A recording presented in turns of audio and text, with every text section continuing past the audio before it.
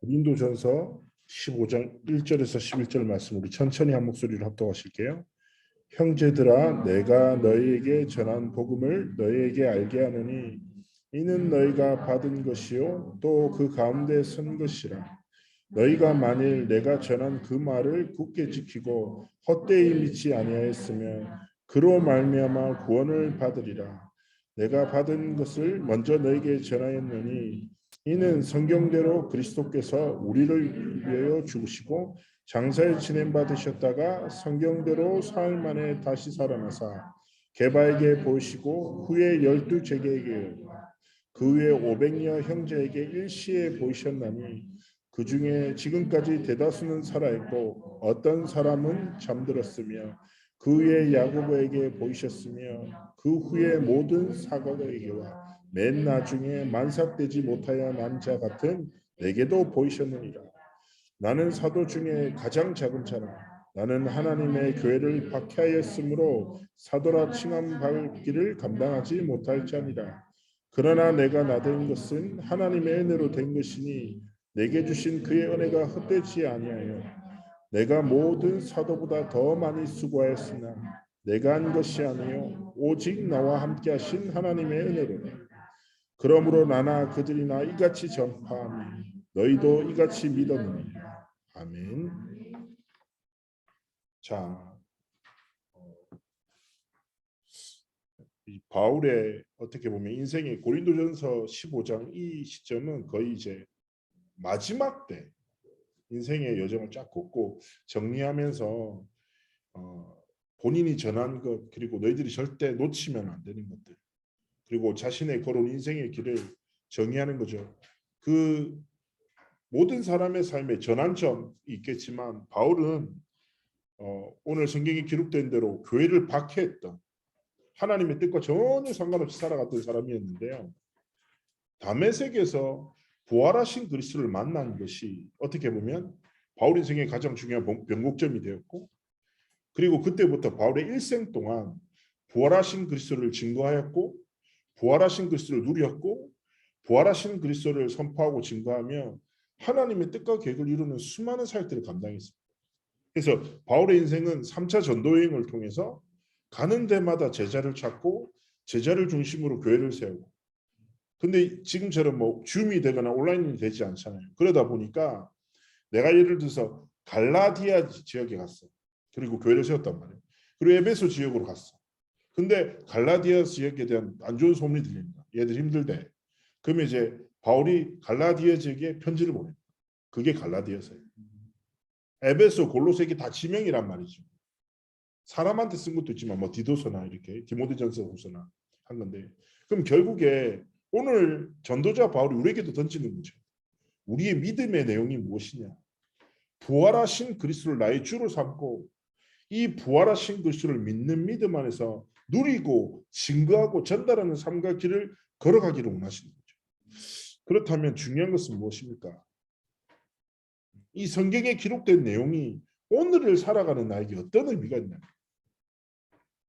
그죠? 우리는 이 시대를 살지 않잖아요. 오늘을 살아가는 나의 삶에 사업도 하고 연기도 하시고 직장 생활도 하고 여러 가지 일들을 하고 있잖아요. 오늘을 살아가고 있는 내 삶에 부활하신 그리스도가 어떤 의미며 어떤 믿음의 내용으로 내가 살아가는가 굉장히 중요하죠. 그런데 성경을 보면요. 예수님과 함께 했던 제자들도 십자가 사건 앞에서 두려워서 다 도망갔어요. 그죠? 가장 수제자였던 그리스도를 고백했고 오직 예수를 받고 가장 신뢰했던 제자 베드로 3번 부인하잖아요. 근데 그게 어떻게 보면 이 사람 별로라고 할 수 없는 게 우리도 그렇지 않겠습니까? 딱 위기를 직면해 버리면 당황스럽기도 하니까. 십자가의 구원과 십자가의 죽으심과 부활할 것이 성경에 예언됐음에도 불구하고 제자들 역시도 어떻게 보면 두려움에 빠져서 도망갔어요. 그리고 부활을 보고 들은 많은 유대인들과 로마 사람들은 상식으로 이해가 안 되는 거예요. 부활이 어디냐는 거예요. 말도 안 되는 소리 하고 있는데. 부활을 감추기 위해서도 있겠지만 믿지 않으니까. 야 이게 상식적으로 논리적으로 말이 되냐는 거예요. 지금 많은 지성인들이 복음 가지고 그렇게 얘기하거든요. 누가 죽고 살아나 말도 안 되는 소리 하고 있네. 그래서 말하는 거예요. 도난 당했다. 기절했다. 네? 그리고 뭐예요? 환상, 헛것을 봤다. 이래. 자, 하나님이 어떻게 보면 부활이라는 것은 완전한 인간의 몸을 입고 오셔서 완전한 하나님의 일을 이루신 우리 어떻게 보면 기독교 진리의 가장 핵심의 비밀이거든요. 그런데 제자들까지도 두려움이나 그리고 많은 지성인들은 자신의 생각과 상식과 맞지 않다 보니까 이 사실을 놓치고 살아가는 겁니다. 우리 역시도 그럴 수 있어요. 우리도 현실 속에서 영적 사실이 안 믿어질 때 있잖아요. 그 내가 사역했던 랩런트가 나한테 그 얘기했다니까요. 하나님은 전능하신데 왜 나는 전능하냐. 에? 약간 라임인 거지 얘가. 오 센스 있더라고. 맞다고. 에? 난 전능하다는 거야. 복음은 완전한데 난 불완전하고 언약은 확실한데 내 미래만큼 불확실한 게 없어. 그런 얘기 하잖아요. 눈을 감아봐. 뭐가 보여? 깜깜한데요. 그게 네 미래야. 뭐 이런 말도 하잖아요. 에? 그런 게 실제로. 그러니까 우리가 현실을 살아가다 보면 나는 좀 무능하고 내 삶은 너무 불완전하고 내 인생은 좀 약간 불확실한 삶의 정수를 살아가잖아요. 그래서 제가 다락방 하신 분 중에 삼성증권에 이제 재무관리하는 분이 계신데 그분이 요즘에 주식판이 아사리판이라고 쉽게 얘기하면 개판이라는 거예요. 예측할 수 없다는 거예요. 모든 게. 불확실한 시대. 불완전한 삶이 그러니까 지금 많은 사람들이 고민하고 있잖아요. 방황하고 있고. 그런데 그런 불확실하고 무능하고 불완전한 나의 삶 속에 나는 무엇을 믿고 살아가냐. 기억하셔야 돼요. 맞아요. 나는 무능한데 렘넌트의 고백대로 하나님은 전능하시고 나는 불완전하지만 하나님이 완전하신 그리스도의 복음을 허락하셨고 내 미래는 불확실하지만 하나님은 확실한 언약을 통해서 우리의 삶을 이끄신단 말이에요. 성경에서 얘기하는 거예요. 질그릇과 같은 인생이다 우리를. 질그릇이 뭐냐? 쉽게 말씀드리자면 다이소에 가서 2,000원 주면 살 수 있는 그릇. 가치 있습니까? 가치 없죠. 흔하잖아요. 우리도 어떻게 보면 그런 존재일 수 있지만 성경에서 뭐하냐? 질그릇에 보배 되신 그리스도께서 임하심으로 우리를 보배로운 자라 하셨다. 그렇다면 내 현실이 어떠하든지 그 현실에 갇히지 말고 그 현실 속에서 하나님이 우리에게 정말 원하시는 영적 사실을 믿으라는 거예요. 성경을 믿고 성경의 하나님의 말씀을 믿고 성경에 역사하시는 성삼위 하나님이 주신 복음을 믿는 믿음으로 살아가기를 원하시는 거예요. 자, 그렇다면 부활을 통해서 우리가 믿어야 될 첫 번째 반드시 붙잡아야 될 것이 무엇입니까? 모든 사람한테는 과거가 있어요. 그게 걸어온 길이잖아요. 그런데요, 성경에서 뭐라고 합니까? 우리의 모든 과거 속에 하나님을 떠난 영적 상태와 흑암과 저주와 재앙 속에서 우리는 방황하고 살았다.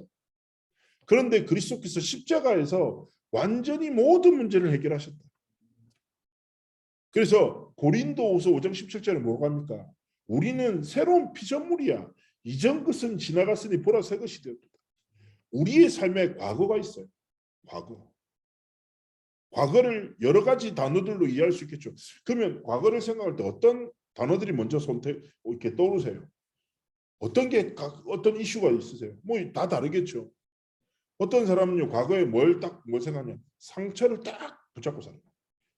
어떤 사람은 과거의 성공을 딱 붙잡고 살아요. 어떤 사람은 뭐예요? 과거에 뭐 어떤 실패나 뭐 여러 가지 것들을 붙잡고 살아가지고 있죠. 그런데 바울은 뭐라고 합니까? 한 단어로 정리. 내가 모든 걸어온 길이 뭐다? 은혜다. 내가 나된 것이 오늘 부활하신 그리스도를 믿는 믿음 안에 있게 하시는 하나님의 은혜다. 그래서 과거의 성공 혹은 상처 혹은 실패 아니면 내 실수에 매여 살지 말고 이 모든 것이 뭐라고요? 하나님의 복음을 깨닫게 하신 하나님의 은혜의 선물이에요. 세상에 상처 없는 사람 어디 있어요? 상처 안 받아봤어요? 다 받아봤었겠죠. 있다니까. 저도 정말 부끄러운 순간이 있어요. 다음에 말씀드릴게요. 너무 수치스러워요. 너무 재밌는 이야기인데 제가 여중 앞에서 오토바이 타다가 쓰러져 하여튼 되게 비참했던 때가 있는데 지금도 피부에 기억해요. 피부가. 너무 쪽팔렸어. 있다니까. 그렇죠? 상처 없는 사람 없어요. 근데 중요히 잘 보세요. 상처가 없는 사람이 없는데 이 상처를 사단한테 빼앗기죠. 영적 문제. 하나님 앞에서 이유를 깨닫죠. 하나님 앞에 중요한 사명이자 언약이 됩니다. 성공도 실패도 모든 것이 뭐예요? 하나님이 주신 것이고 그 속에 있는 하나님의 은혜를 깨달을 때 모든 것은 발판이 됩니다. 구원의 서정이라는 단어가 있어요. 신학에서 말하는 건데 그게 뭐냐면 하나님은 우리의 일생을 두고 부르신다. 우리는 구원받는 그 순간을 기억하고 오늘을 살아가지만 우리의 모든 과거 이 모든 것이 뭐예요? 하나님의 구원의 역사와 하나님의 계획과 하나님의 뜻 속에서 하나님은 우리의 여정을 펼쳐나가신다. 그래서 기억하셔야 돼요. 복음으로 내 과거를 이해하고 사랑하셔야 돼요. 그리고 내 과거 속에 있는 하나님의 은혜를 인정하고 고백해야 돼요. 그래서 과거는 뭐라고요? 최고의 발판. 하나님의 복음으로 부활하신 그리스도께서 과거에 대한 완전한 자유와 완전한 승리와 완전한 치유함을 주셨다. 그래서 하나님 앞에서 은혜를 딱 고백하는 거예요. 이 과거를 이해한 사람 오늘 살아가죠. 오늘은 뭡니까? 한마디로 얘기하면 지금 내가 서 있는 길이 어떤 길을 걸어가고 있습니까? 중요하죠. 저마다 업의 현장에서 뭐 잘 될 수도 있고 안 될 수도 있고 뭐가 앞에 뭔가 말할 수 없는 좀 답답한 현실의 벽이 있을 수도 있고 있을 수 있어요. 그런데 중요한 거는 기억하셔야 됩니다. 예수님이 누구시냐? 성경대로 죽으시고 성경대로 다시 살아나시고 성경대로 하나님의 구원의 서정을 완성하신 분이신데 이사야서에 예수님의 탄생과 어린 시절 핍박과 환난 당하실 것과 십자가와 부활 모든 것이 연대해 있죠.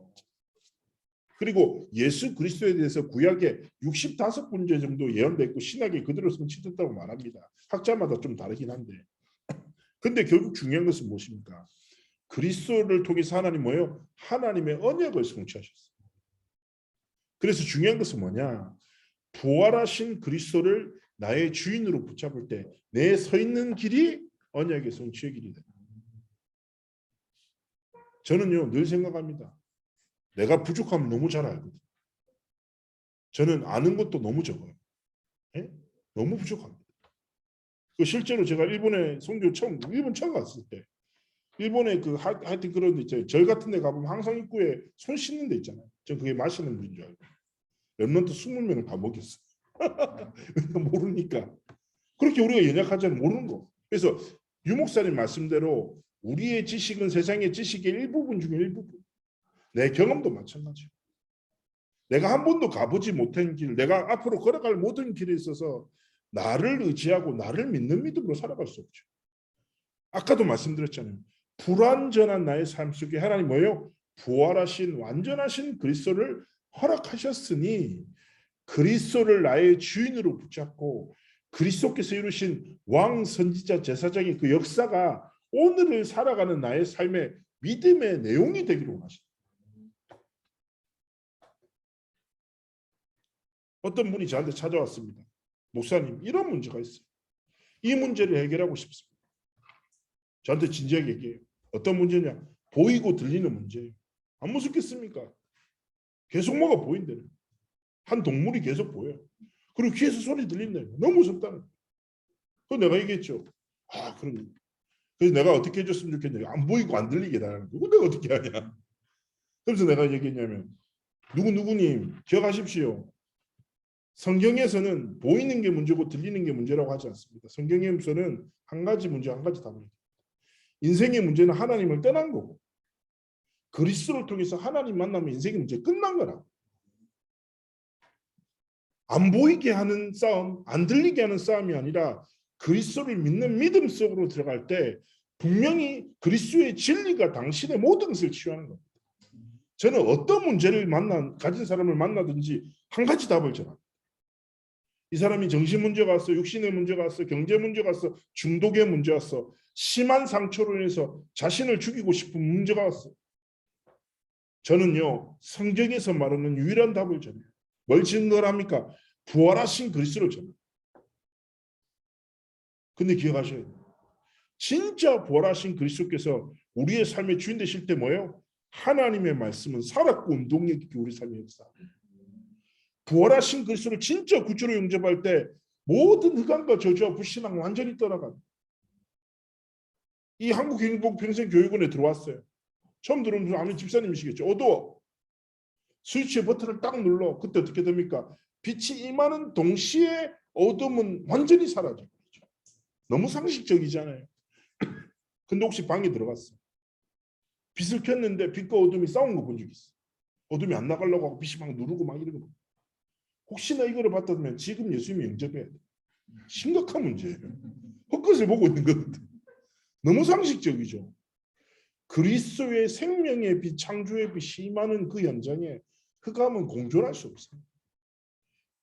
그렇기 때문에 우리가 뭐예요? 진짜 그리스도를 주인으로 고백하고 부활하신 그리스도를 믿는 믿음으로 그리스도를 나의 그리스도로 고백할 때 하나님의 말씀이 살아 역사하고 하나님이 우리의 삶을 치유하시고 우리를 증인의 여정 속으로 이끄시는.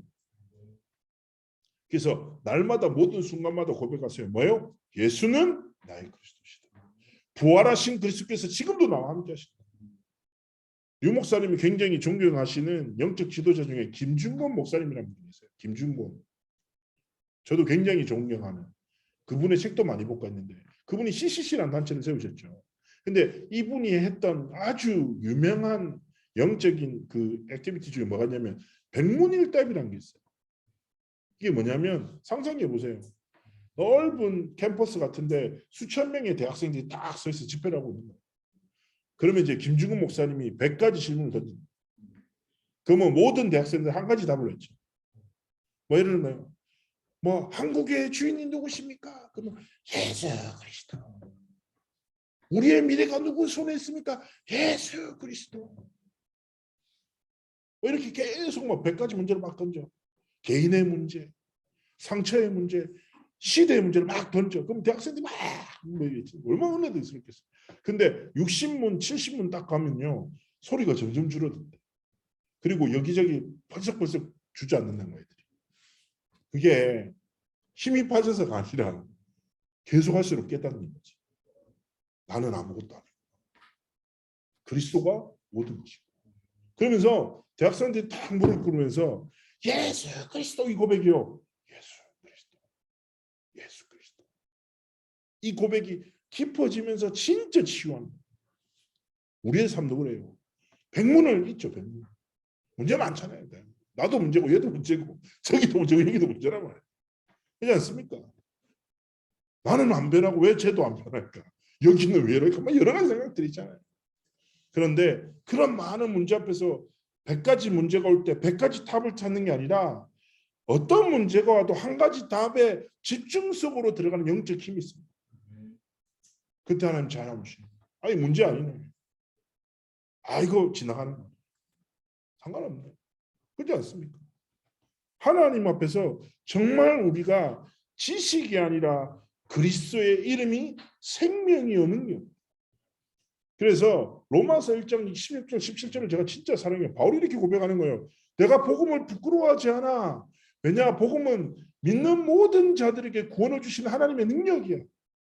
유대인이나 헬라인이나 모든 사람 마찬가지야. 그러면서 뭐가 딱 나오냐. 복음에는 하나님의 의가 나타나.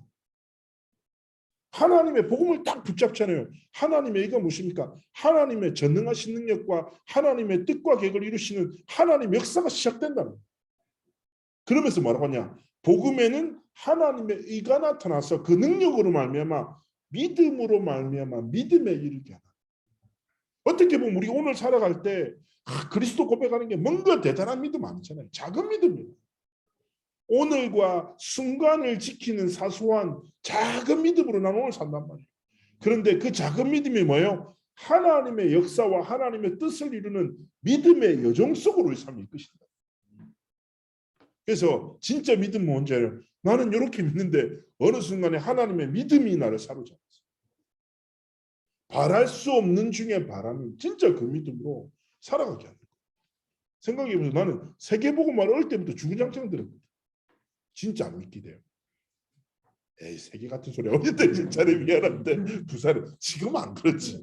지금 약간 직업 때문에도 많이 치유됐는데 옛날에 진짜 죄송한데 부산의 영도에서 그랬잖아. 세계는 무슨 세계냐면서 뭐 이랬다 속으로 안 믿겨. 근데 그게 너무 답답한 거예요.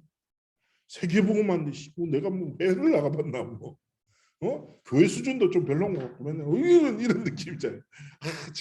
제일 수준 낮은 놈이 교회 수준 판단하고 말도 안 되는 아주 시달리는 부신하게 살 때가 있었는데, 근데 그때 그 한번 이제 집회를 딱 참여하다가 이런 생각이 들어요. 내가 너무 깨닫고 믿고 싶은 거예요. 계속 류 목사님은 꿈꾸고 선포하고 막 역사가 일어나는데 하나님은 살아계신데 나의 하나님이 없는 것 같고, 세계복음만 이루어지는 것 같은데 그 세계복음만 내오는 거 아무 상관없어. 그래서 하나님 앞에 진짜 질문. 하나님, 내가 오늘 살아가는 삶이 세계복음의 길이 되고 싶은데 이 답이 없다고. 근데 하나님이 어느 순간 딱 말씀 속에서 이렇게 깨닫게 하시는 거예요. 내가 할 수 없는 거. 그래서 하나님이 하시는 거예요. 그래서 하나님의 행하심 속에 있으면 하나님이 나를 통해 이루시는 거예요. 이 단순한 깨달음을 하나님이 내게 믿음이란 선물로 딱 주시는 거예요. 이성이 아니라 성령의 감동하심으로 담겨진 믿음은 절대로 안 흔들립니다.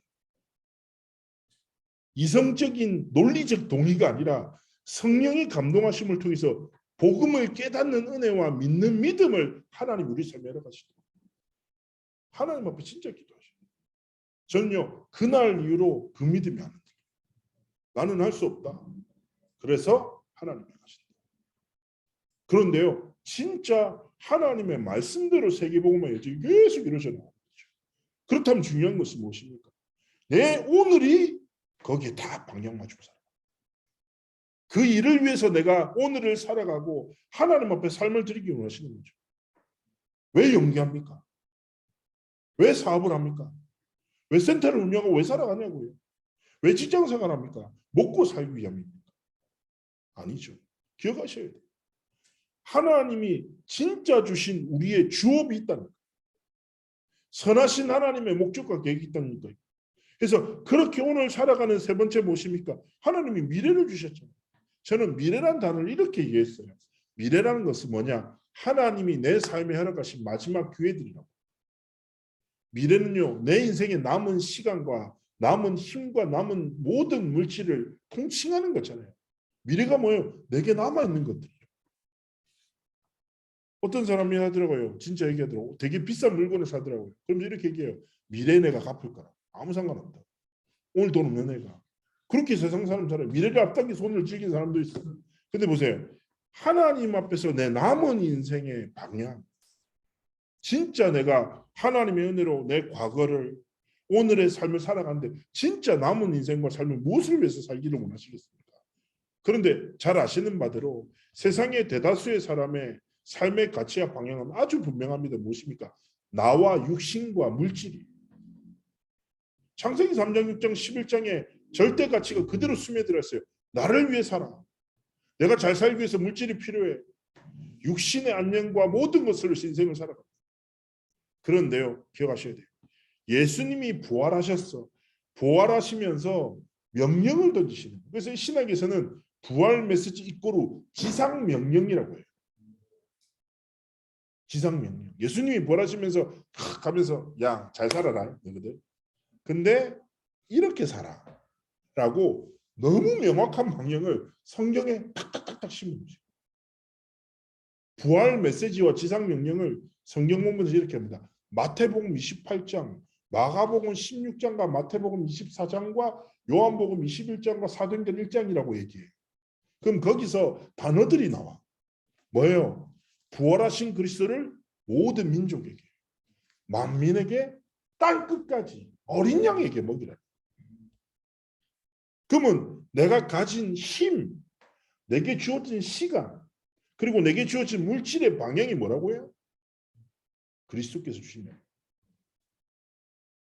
그래서요, 하나님 앞에 저는 진짜 우리 귀한 동역자들이 업과 삶에 하나님의 복이 임해야 합니다. 성공하시고 승리하십시오. 그리고 하나님 앞에 저는요 그렇습니다. 제가 목회자로서 하나님 앞에 삶을 결단하면서 제가 하나님 앞에서 결단한 기도 제목이 여러 가지가 있겠지만 한 가지 기도 제목은 뭐냐? 하나님, 내가 앞으로 살아갈 길에 있어서 경제적 자유를 달라고 고백했어요. 어떤 자유냐? 주의 나라와 주의 후대와 전도와 선교를 앞에서 내가 고민하지 않게. 하나님 내게 경제적 자유를 달라.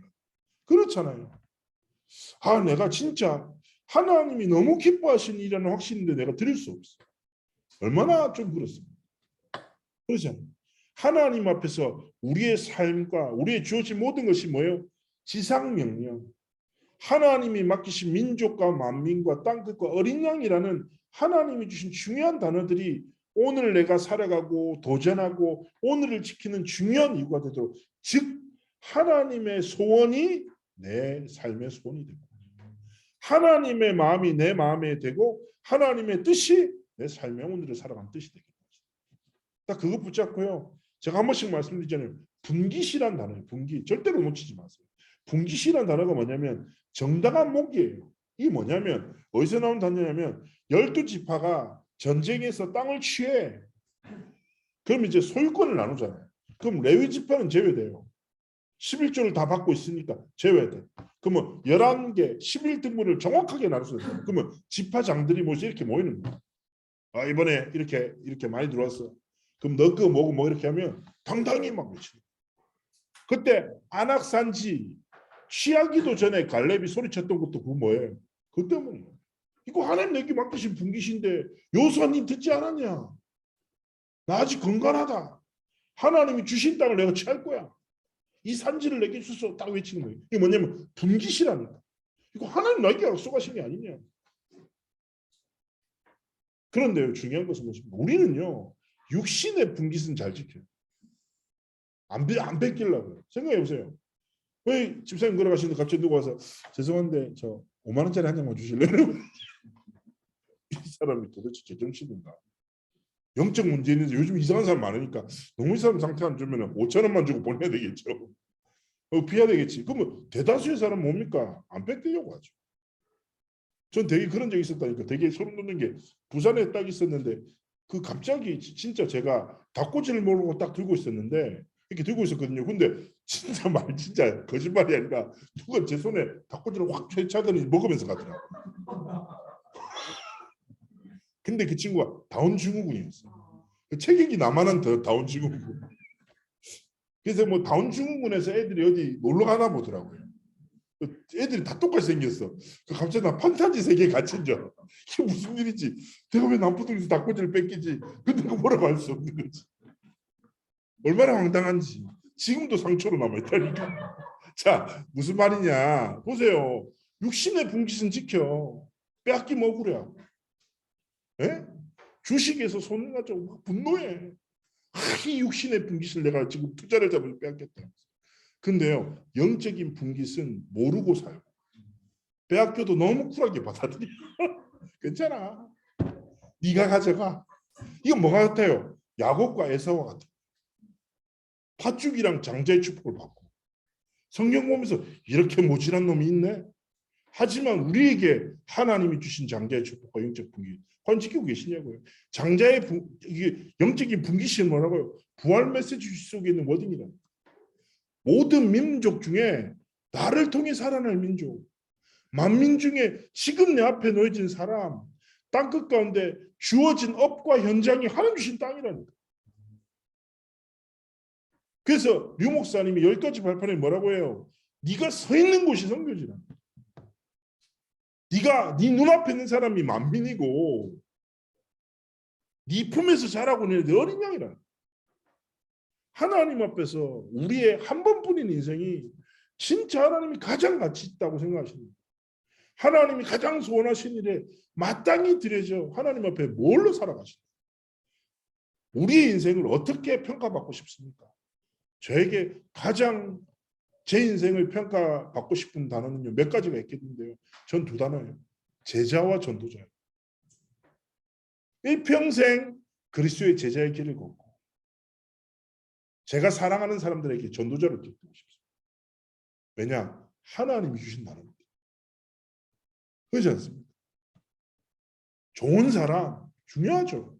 그러나 내 과거와 현재와 미래, 내가 걸어온 길, 지금 서 있는 길, 모든 앞으로 걸어갈 길을 통해서 하나님의 뜻이 이루어지고 하나님의 복음이 증거되고 전달되면 하나님이 내게 맡기신 영적인 분깃을 통해서 뭐요? 하나님이 내 인생을 딱 다시 만나셨을 때 칭찬받는 영적인 분깃을 잘 감당하고 하나님 앞에 사명 감당한 진짜 삶과 길을 걸어가기 원하시는 거죠.